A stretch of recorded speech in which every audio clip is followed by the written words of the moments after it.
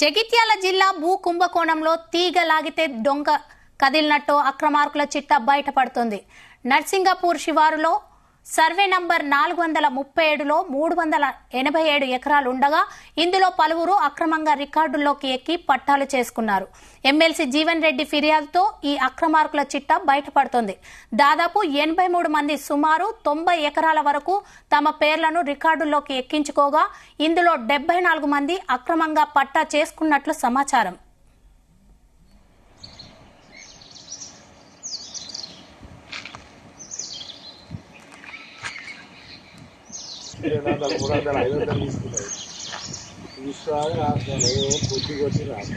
ఇస్తారట సార్ కబ్జాలు ఉన్నాయి.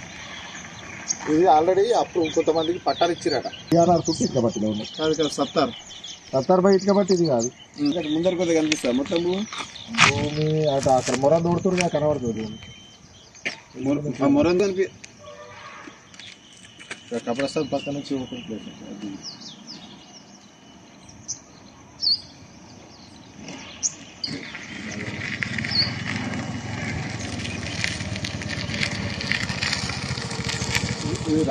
ఏది మన రాజారాం బోర్డు దాకా అది కూడా 437.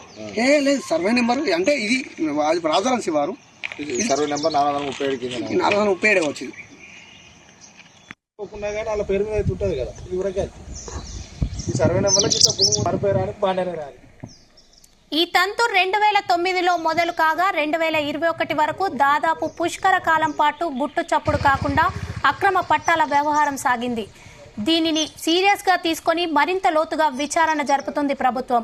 అయితే జీవన్ రెడ్డి ఫిర్యాదుతో రంగంలోకి దిగిన జగిత్యాల జిల్లా కలెక్టర్ సత్యప్రసాద్ అక్రమార్కులను ఉపేక్షించేది లేదని ఆగ్రహంతో ఉన్నట్లు తెలుస్తోంది. పట్టాలు రద్దు విషయంలో నోటీసులు ఇస్తే కోర్టుకు వెళ్లి అక్రమ భూ భాగోత వ్యవహారాల్ని మరింత సాగదీస్తారన్న ఆలోచనతో నేరుగా పట్టాలు రద్దు చేయనున్నట్టు తెలుస్తుంది. అక్రమ పట్టాలకు ఒకవేళ రైతు బంధు కూడా మంజూరు అయితే ఆ మొత్తాన్ని కూడా రికవరీ చేయాలని అభిప్రాయంతో ఉన్నట్లు తెలుస్తోంది. సత్తారు బై ఇట్లా పట్టి ఇది కాదు. ముందర కొద్దిగా కనిపిస్తుంది మొత్తం భూమి అటు అక్కడ మొర దూడుతురుగా కనబడుతుంది. మొరం కనిపి కపరస్థాన్ పక్క నుంచి ఓపెన్ ప్లేస్ అది.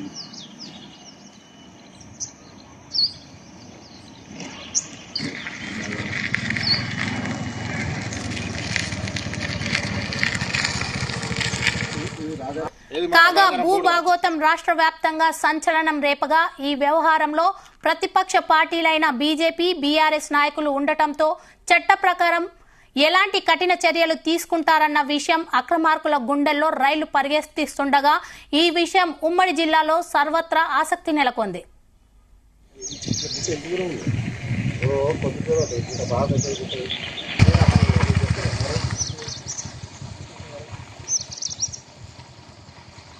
ఆటో నగర్